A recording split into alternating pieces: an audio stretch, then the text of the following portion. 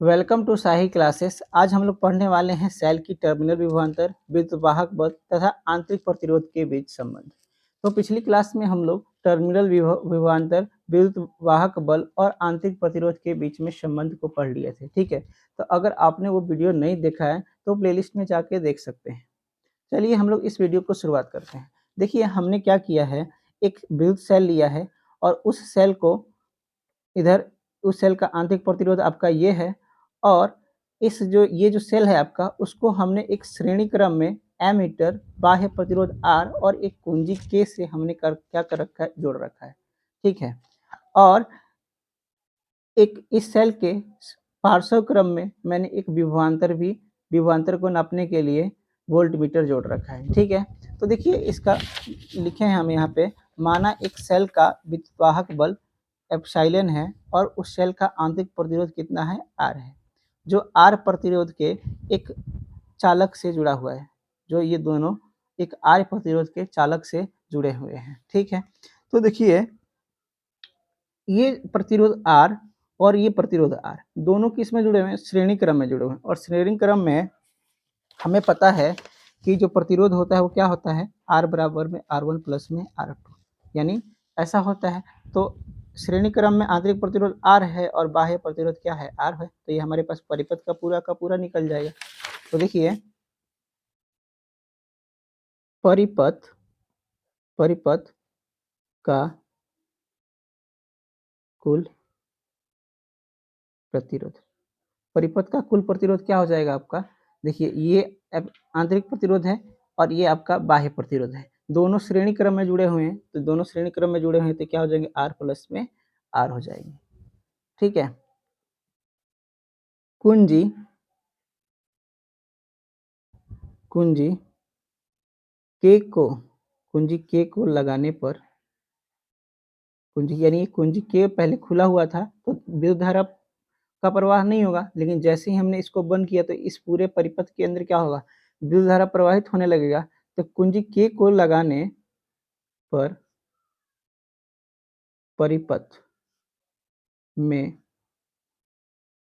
प्रवाहित धारा, यानी जैसे ही हमने कुंजी को बंद किया, स्विच ऑन किया, वैसे ही इस परिपथ में क्या हुआ होगा, विद्युत धारा प्रवाहित हुआ होगा। तो वो धारा आपका आई जो है वो होता है सेल का विद्युत वाहक बल, सेल का विद्युत वाहक बल बट्टा में कुल प्रतिरोध के बराबर होता है, कुल प्रतिरोध। ठीक है, तो देखिए सेल का विद्युतवाहक बल कितना है, एप्सिलॉन है, कितना है, एप्सिलॉन, और कुल प्रतिरोध अभी हम लोग निकाले हैं आर प्लस में आर, आर प्लस में आर, और ये किसके बराबर हो जाता है, आई के बराबर हो जाता है। अब देखिए इस आर प्लस आर को इधर लेके आते हैं तो क्या हो जाएगा, गुना में हो जाएगा, आर प्लस में आर बराबर में एप्सिलॉन।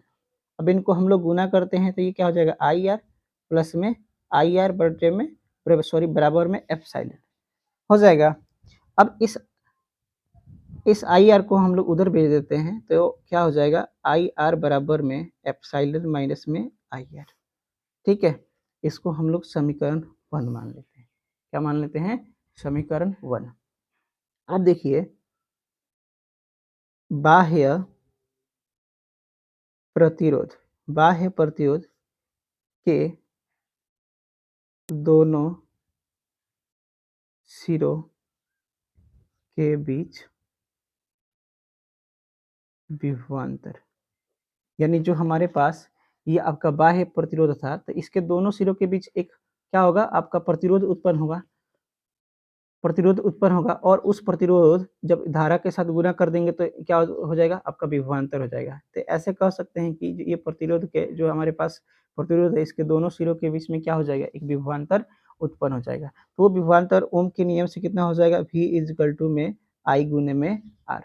ठीक है, इसको हम लोग समीकरण 2 मान लेते हैं। अब देखिए ये जो V इजिकल टू में आई आर आया है तो आई आर की जगह पर इस V को रख सकते हैं। तो समीकरण 2 का मान 1 में रखने पर।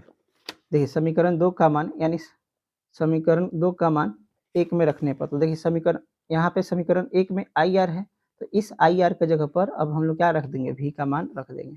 तो अब क्या हो जाएगा, V is equal to epsilon minus में आई आर, स्मॉल आर हो जाएगा। स्मॉल आर क्या है, आपका आंतरिक प्रतिरोध है। इसको भी हम लोग समीकरण 3 मान लेते हैं। तो पहली चीज बात की देखिए, हमारे पास टर्मिनल वोल्टता भी, सेल का विद्युतवाहक बल एप्सिलॉन, और ये हमारे पास आंतरिक प्रतिरोध के बीच में संबंध स्थापित हो गया है। ठीक है, अब कभी कभार क्वेश्चन में एक ऐसे भी पूछ लेता है कि बाह्य प्रतिरोध और, जैसे यहाँ पे नोट में मैं लिख देता हूँ, बाह्य प्रतिरोध और आंतरिक प्रतिरोध के बीच संबंध निकालिए। आंतरिक प्रतिरोध के बीच संबंध स्थापित कीजिए। ठीक है, यानी कभी कभार क्वेश्चन में कह देता है कि आप बाह्य प्रतिरोध और आंतरिक प्रतिरोध के बीच में संबंध स्थापित कीजिए। ठीक है, तो देखिए हम इसी वाले समीकरण से चलते हैं, v इक्वल टू में एप्सिलॉन माइनस ई आर। तो कहने का मतलब है, इसको लिखते हैं सबसे पहले यहाँ पे, v बराबर में एप्सिलॉन माइनस में आई आर। इस आई आर को इधर लेके मैं आता हूँ तो क्या हो जाएगा, आई आर प्लस क्या आ जाएगा, और v को मैं उधर लेके जाता हूँ तो क्या हो जाएगा, एप्सिलॉन माइनस में v हो जाएगा। ठीक है, अब मैं इस r को मुझे बाहर निकालना है, तो i को मुझे उधर भेजना पड़ेगा। तो r इक्वल टू में क्या हो जाएगा, 1 में i एप्सिलॉन माइनस में v। अब देखिए हमारे पास क्या आ गया, r बराबर में 1/i एप्सिलॉन माइनस में v। अब इसके आगे जब हम लोग सॉल्व करते हैं तो देखिए पीछे वाले पेज पर क्या आ रखा था, r बराबर में 1 में i एप्सिलॉन माइनस में v, यही आ रखा था पीछे। तो देखिए एप्सिलॉन के पास मैं क्या करता हूँ, v से ऊपर नीचा भाग करता हूँ, गुना और भाग करता हूँ, 1/i, और इधर मैं v से गुना कर दिया और v से ही क्या कर दिया, भाग कर दिया, और ये आपका v। अब यहाँ से मैं देखिए v और v को मैं कॉमन ले लेता हूँ, तो अब देखिए v को कॉमन ले लिए तो अब हो जाएगा v बटे में i, और अंदर हो जाएगा एप्सिलॉन बटे में v माइनस का 1। अब देखेंगे तो आप पीछे जब हमने समीकरण 2 जब पढ़े थे तो वहाँ समीकरण 2 से तो अब यहाँ देखेंगे तो v बराबर में आई आर है, तो यहाँ से आर का मान निकालेंगे तो क्या हो जाएगा, v बटे में आई हो जाएगा।